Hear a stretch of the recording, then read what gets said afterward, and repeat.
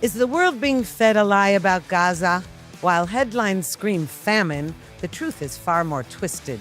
In this episode, we uncover how Al Jazeera and liberal media are fueling a false narrative, ignoring the millions of meals entering Gaza, the fuel flowing in, and Hamas's brutal theft of aid.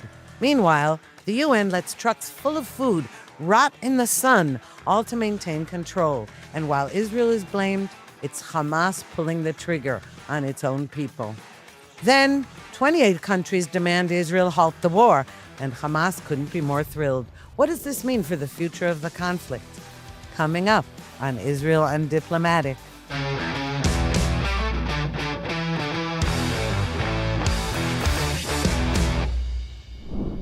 Shalom and welcome to another episode of Israel Undiplomatic. I'm here with my co-host, Ruthie Blum. I'm, of course, Mark Regev, and welcome to another episode. We have much to talk about. Hello, Mark. Yes, we do have a lot to talk about, especially the blood libel of the fake famine going on in Gaza, with everybody supposedly starving. And the reason we want to talk about that is that I'm sure there are some people hungry there, but certainly not those being advertised on Al Jazeera and CNN, and may I add, Israeli television channels as well. And I'm just going to give you one example, and then I'm handing the floor to you. A video clip has been circulating, again, started by Al Jazeera, Qatar's mouthpiece. In this video, a mother is by the hospital bed of her 4-year-old daughter, or allegedly. Okay, this is my daughter. She's malnourished. That's why she's sick in the hospital, etc. And then the next scene is a man carrying out a bundle that looks like a very large, long hot dog or something wrapped in a white sheet. And we're supposed to believe that is that 4-year-old girl in that sheet. She died of starvation. Now, what nobody seems to notice is that in that very clip, the mother is obese.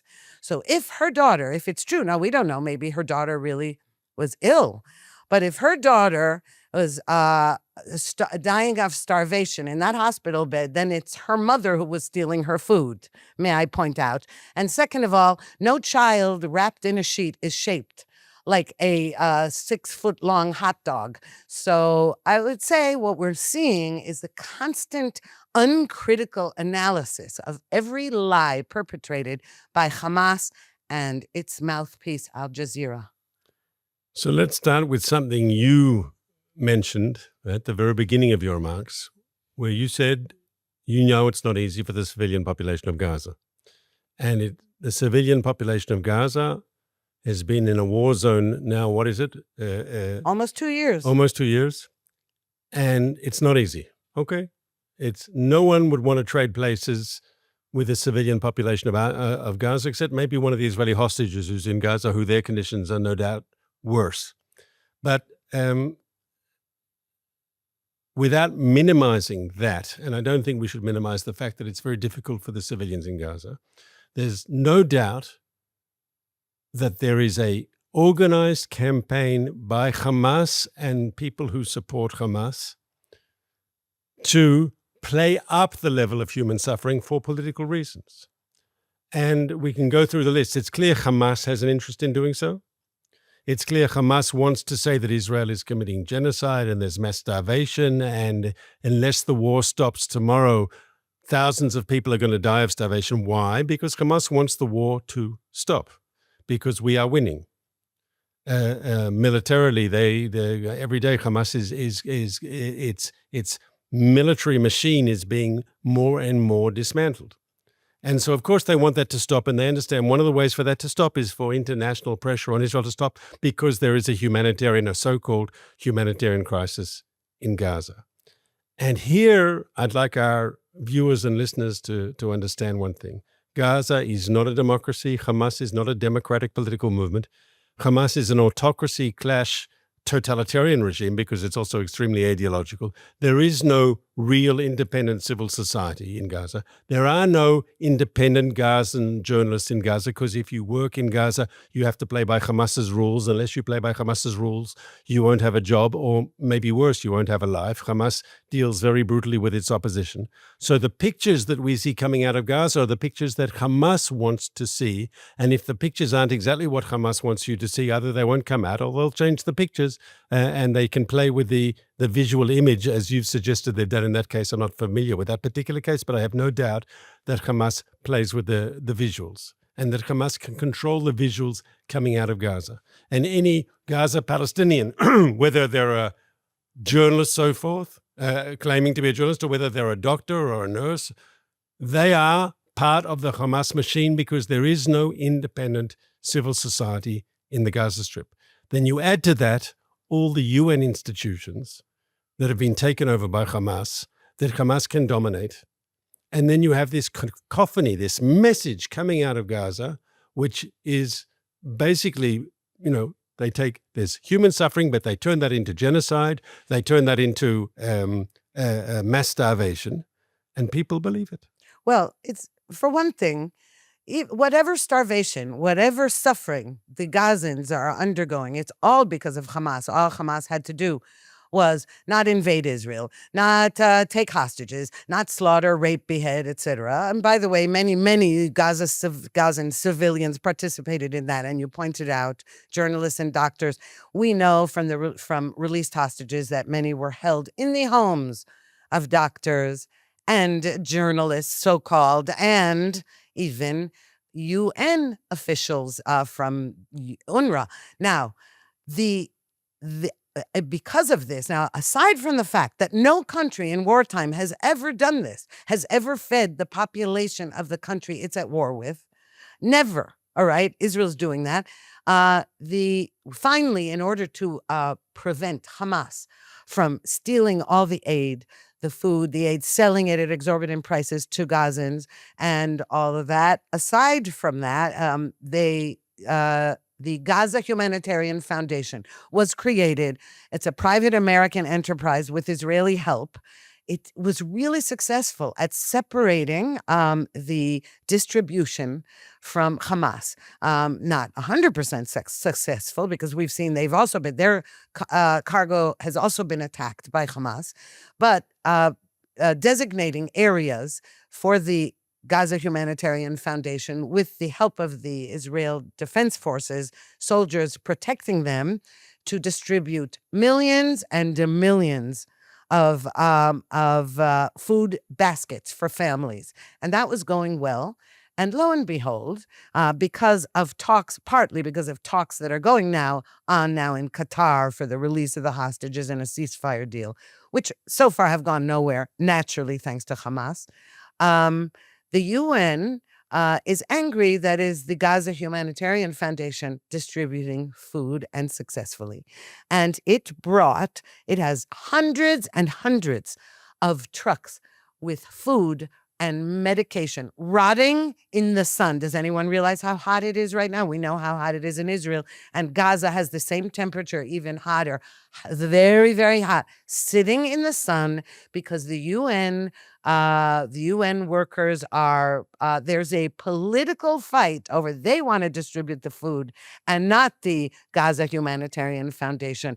It's an outrage, okay, as though they care about the starving Gazans. But I will also say, I'd like to point out, there are other videos that Al Jazeera, of course, does not broadcast, nor does the BBC or CNN or any of the hostile, anti-Israel media outlets. And those are of the restaurants in Gaza with meat and ice cream and hummus and people going to those restaurants. You don't see that.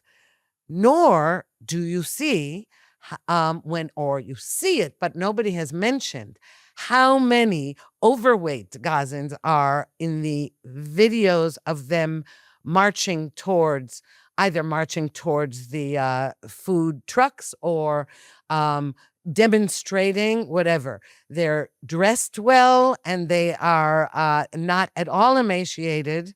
Now, you could say they're all Hamas, because Hamas doesn't wear uniforms except when it's having some kind of formal ceremony. So maybe they're all Hamas. But we have to say that the serious effort to feed Gazans who are not Hamas, how many of those are there or how many there, we don't know, was successful. But the UN came in and screwed it up all over again. So the UN is complicit because I said there's no civil society in Gaza. It's an authoritarian/totalitarian regime. And Hamas can infiltrate all the different and control, the different UN organizations working in Gaza. And the best example is one of the reasons food isn't going into Gaza at the level that Israel would want to see is because the UN truck drivers who take the food in are on strike or have been striking. And then you have to ask questions like, and who controls the union of the truck drivers that work for the UN? Hamas, just as Hamas controls the union of the UNRWA staff, right? That's what happens when you don't have independent civil society. That's when you have a regime that power comes out of the barrel of a gun, to quote Mao Zedong, yes? These are the people who can control these organizations. And so these organizations, though, may have someone from Europe or from somewhere else that heads the organization, but the staff on the ground is, of course, controlled, manipulated by Hamas. And it's not just Hamas steals the aid for itself. It does. It's not just that Hamas sells that back to the population at huge prices to make a profit so they can keep their military machine in action of some sort, which is true. It's not just that.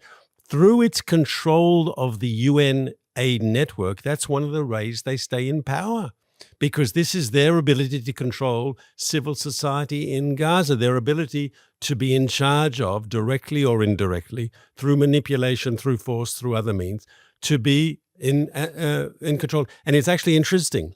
In the hostage negotiations, which may be successful, may not be successful, going on now, one of the Hamas demands has been that to stop the Israeli-American system of distributing aid and to only use the UN system. So let's ask even the people who are a bit critical of Israel, is Hamas doing that because they're suddenly humanitarians, or it's because of political reasons? They want the UN system and only the UN system because the UN system they have infiltrated and they can manipulate, and that's part of their power structure. And when Israel and the United States came with this opposing system, that's a threat to them. That's a threat to their political power. That's a threat to their control, and therefore they're against it. And that the UN has allied itself with Hamas because it's their system. And so they say the Israeli-American system is terrible, it can never work, and it's precisely for that reason we have to make it work. Because if you want Hamas not to rule Gaza, you have to destroy its ability to control the civilian population through aid. Now, I just would like to correct or add to something. There are words you use in relation to Hamas that I would like to, for example, well, they're, totalitarian. This is all, it's political motives. No, they are jihadi, terrorists. It's not political motives. It's radical Islamist ideological motives. And using the word political in relation to them, or sort of political system language in relation to them, is almost to talk about them in a Western framework. So I don't ever talk about Hamas that way. Now, another important thing is, and this is what's so sad, Hamas is basically finished. Israel really did finish Hamas, all its leaders, not all of it. It still has extensive tunnels, but every day the IDF has been destroying more tunnels and killing more terrorists. But here's the trouble. If there weren't hostages left in Gaza, we could have finished this job a long time ago because, and yes, it's true, some civilians would be killed in the crossfire. There's no getting around that. But the real problem here is that they don't even need actual Hamas leaders. The leaders sitting in Qatar, living in 5-star hotels and eating caviar or whatever, they don't necessarily have real connection with whoever is pulling the trigger in Gaza right now, and they're also hiding in tunnels, etc. And I don't know how good their internet is or their phone system. So you have a negotiation going on with an entity that doesn't really have the authority to, and doesn't have any interest, by the way, in making a deal. But what's worse is that if we end up doing a ceasefire according to the United States manages to broker this ceasefire deal for 60 days, you don't even need a leadership in Gaza. You have a few bloodthirsty terrorists. Some are Hamas, some are Islamic Jihad. There are other factions as well who just grab weapons and they go out. We're seeing this now in areas where IDF soldiers are operating. A guy grabs an RPG, goes out on his own. He's just killing, or they plant roadside bombs and they booby trap tunnels. You don't even need to have the great leader Sinwar alive for that. And that's what's so dangerous, because if there's a ceasefire, they'll all come scurrying out of the woodworks. Terrorists who are connected, not connected, with a leader, not with a leader. They are going to fight to the death. They're a suicide cult. They're a homicidal cult. And they're the genocidal ones. Before we totally leave the issue of the humanitarian, I want to share a story with you. I remember when I was working in government at the beginning of the war, it was either late October 23 or the beginning of November. We had a meeting with a bunch of people from European countries, government officials, who said Israel had to do more on the humanitarian side. But they said to us, the picture isn't as bad as the humanitarian groups in Gaza are painting it, but we don't want it to get that way. And I would remind everyone, these were European diplomats, not necessarily natural friends of Israel, who were saying that the humanitarian groups are exaggerating. This is already at the very beginning, October 2023, November 2023. We were already then hearing mass humanitarian crisis. And it was clear, we heard then from, the people who were trying to bring more aid into Israel, saying we know they're exaggerating. And they've been exaggerating all along for political reasons, and that people believe, right? These, unfortunately, the UN says, people are dying in Gaza from starvation. People believe it. The UN has a certain credibility among certain populations. Yeah, among anti-Israel, anti-America populations who buy any crap they're fed on purpose. Third world countries. The UN is a hotbed of disgusting representatives. I'm sorry. No, the UN is... Oh, they just believe it innocently. It's not innocent. Ruthie, I agree, of course, 100% that the United Nations is systematically biased against Israel. You only have to see what goes on at the so-called Human Rights Council. You'd see the block votes at the General Assembly against Israel. What I am arguing, that in large parts of the world, not with Ruthie Blum, not with Mark Regev, not with many people in Israel and not with many people in the United States, but across the planet, across Africa, Asia, across progressives, the UN has this. It's like the gold standard. It's like the Secretary General of the United Nations is like the secular pope for many people, right? If he says there's a humanitarian problem in Gaza, people believe him. And that's why it's important for us to explain how the UN in Gaza and as an institution has been manipulated, has been taken over by Hamas. On the larger issue of UN bias against Israel, it's not just Ruthie Blum and Mark Regev who say the UN's got it wrong on Israel. Two, and I think I've said this before on the program, two former Secretary Generals of the United Nations, Kofi Annan and after him Ban Ki-moon, both publicly addressed the issue of anti-Israel bias in the United Nations structure. So if they can say it, I think most people of goodwill can understand there's a real problem here. Yes, that's right. And too bad the Israeli journalists on the left over here, and there are many of them, are not picking up and selling that line to everybody rather than explaining the truth. They are just repeating it. They're repeating Hamas's talking points. And then, as you talk about people who don't pay that much attention to politics or world, or I don't know, international relations, look, you see, renowned Israeli journalists are saying it. It's outrageous.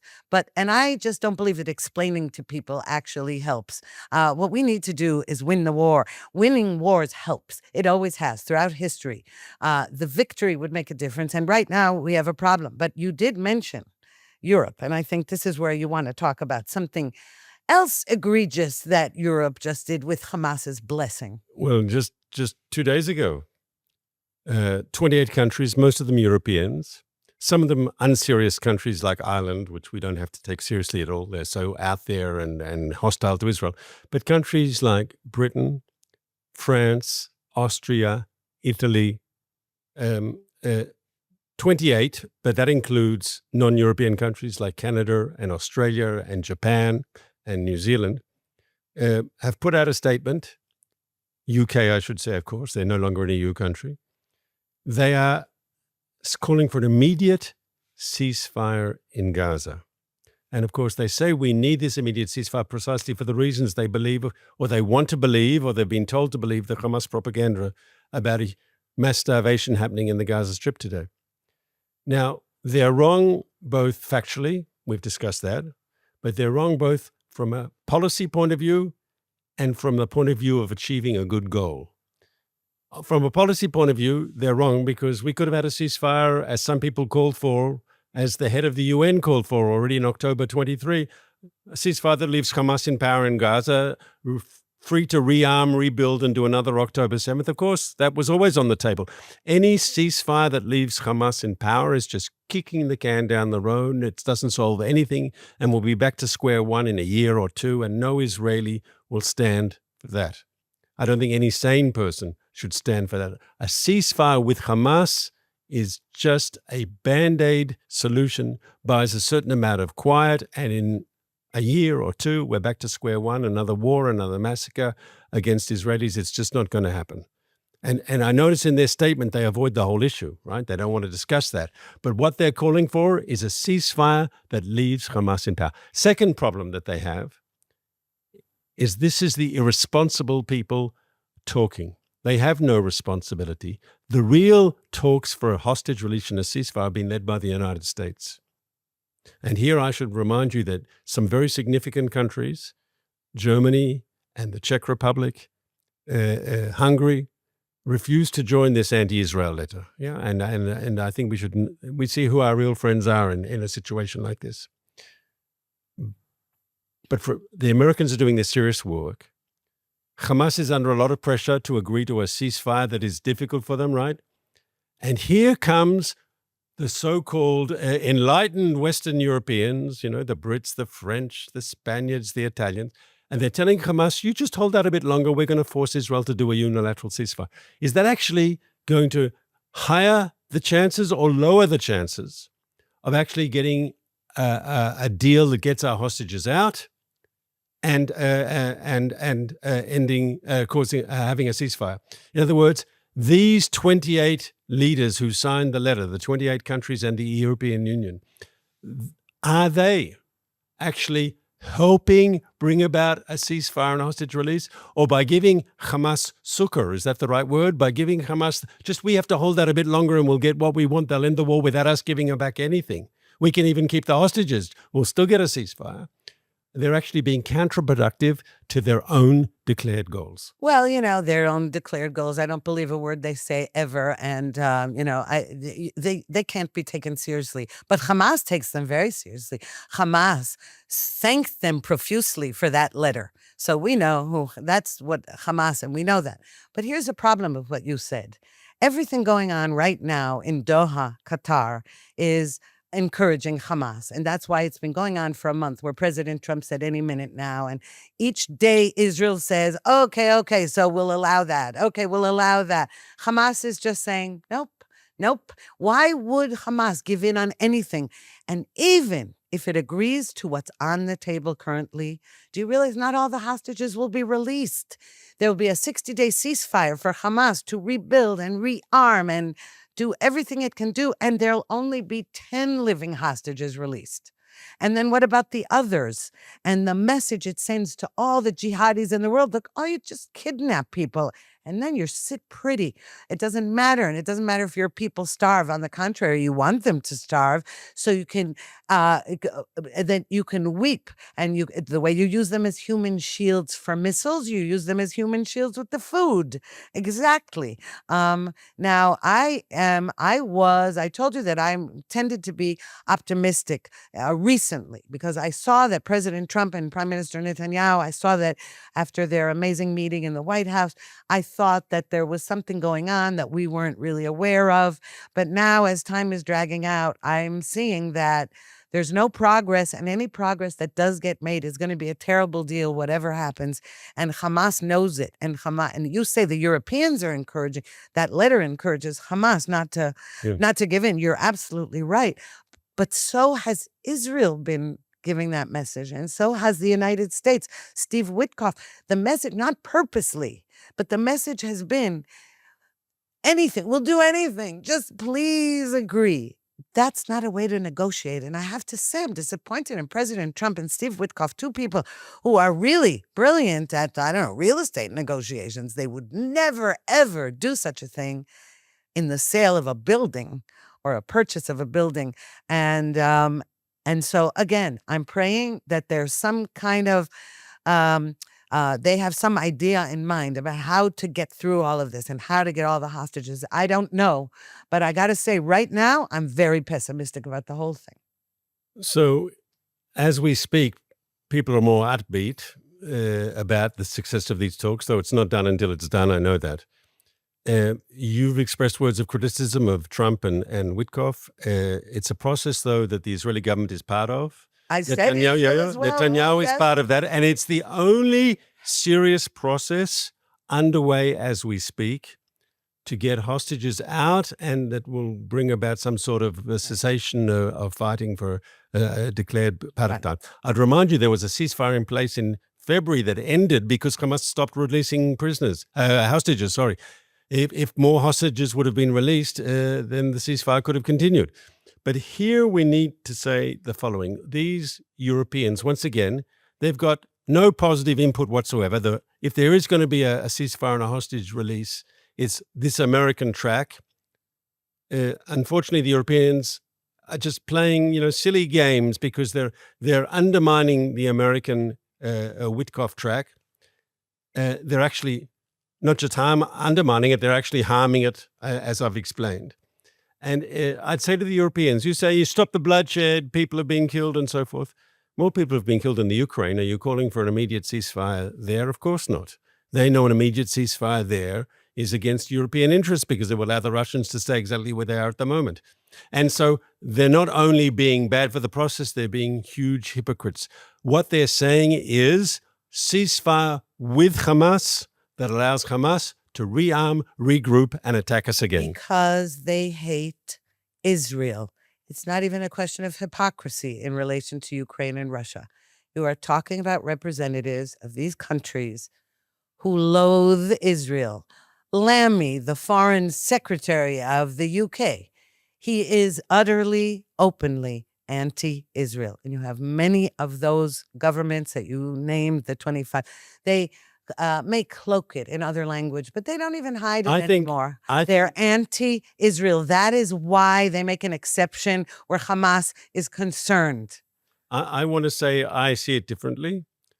I think a lot of it's sometimes from domestic politics, that there are groups, I know it from my time in the United Kingdom, which are very pro-Hamas, pro-Palestinian, very anti-Israel. They're part of voters, both in Australia, both in Britain and in Canada. It's part of the constituency, and therefore they are in many ways responding to these elements within their own countries, which is why if they would have called for a ceasefire with an agreed path for Hamas to to demilitarize Gaza and for Hamas to leave, right?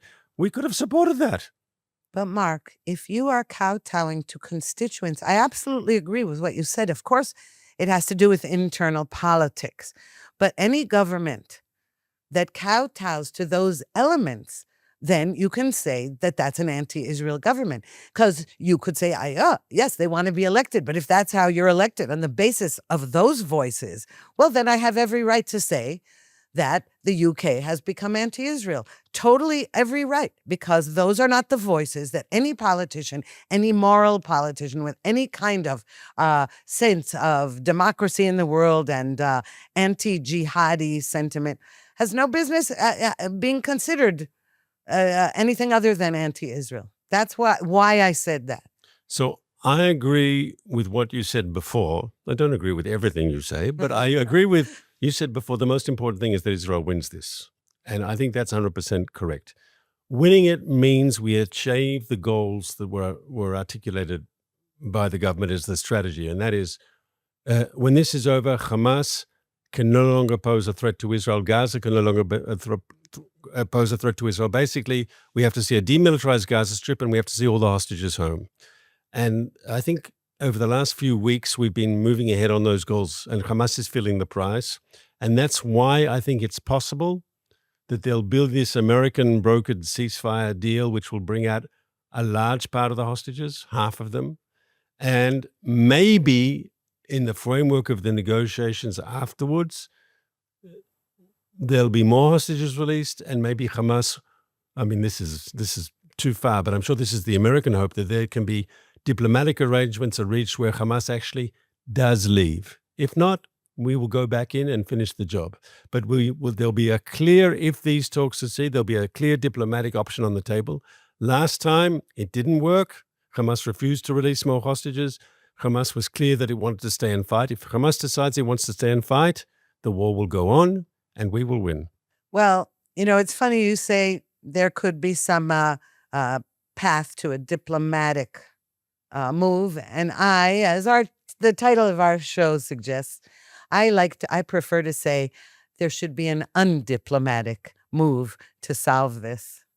I like to say, when Trump used to talk about the Iranian issue, maybe he still talks this way, I shouldn't say used to. He used to say, well, they're not going to get a bomb and they can't have enrichment and we can do it the nice way or the tough way, The right? hard way, yeah. Yeah, and so that's my message to Hamas, right? This can be done the nice way or the tough way. Except there weren't hostages sitting there in front of the nuclear sites. That's in Iran. That's a problem here.